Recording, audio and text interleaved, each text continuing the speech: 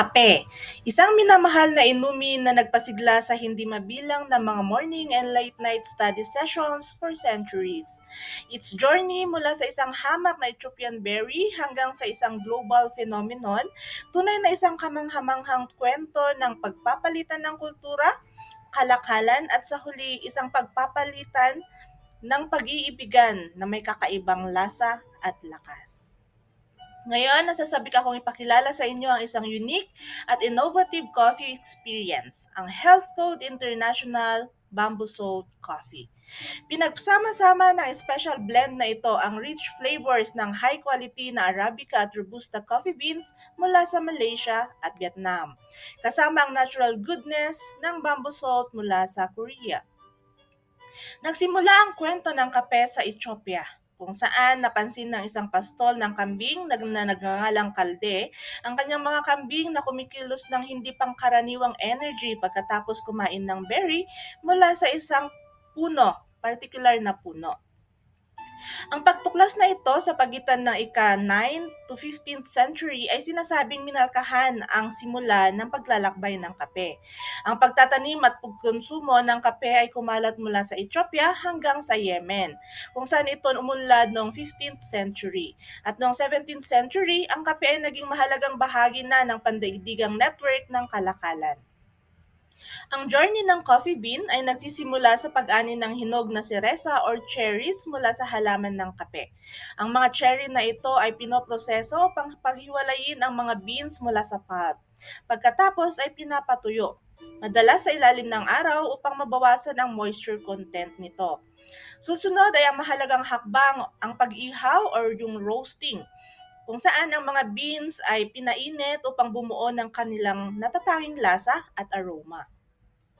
At sa huli, ang mga roasted beans ay ginigiling at tinitimplahan upang lumikha ng masarap na kape na kilala at minamahal nating lahat.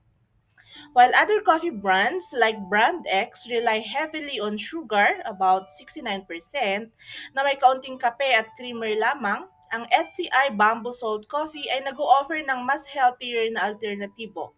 Ang Bamboo Salt Coffee ay may dekalidad na 40% Arabica at Robusta coffee beans na binalanse sa creamer at dinagdagan ng low-calorie sweetener na ginagawa itong diet-friendly. Mas mababa ito sa calorie at gumagamit ng low glycemic sweetener kaya ito ay isang diet-friendly na pinagpipilian. Kaya maaari mong tangkilikin ang iyong kape nang walang dagdag na asukal at calories. Mababa rin ito sa caffeine at dahil sa mababang acidity nito, ito ay banayad sa inyong tiyan.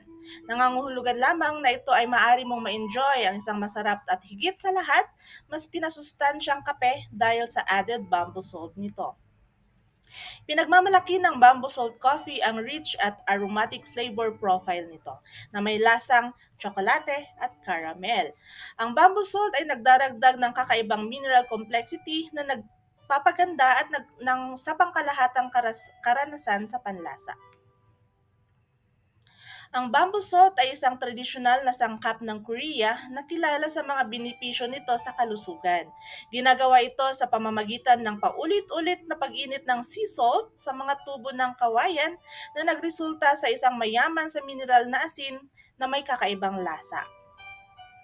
Ayon sa mga researches, ang bamboo salt ay may anti-aging skin effect, anti-cancer at anti-metastasis properties.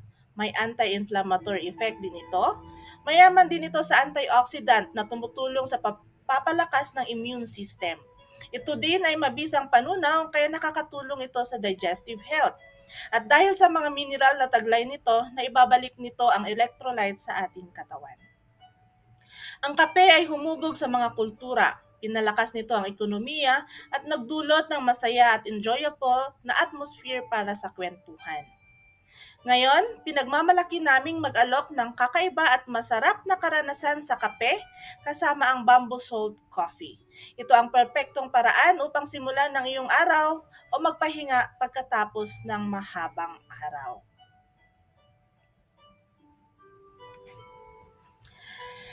HCI Bamboo Salt Coffee. It tastes good, feels good, a healthy drink. Ito po si Raji Shano. a member of Nutritional Advisory Board, saying life is like a cup of coffee. It's all about how you make it. Thank you.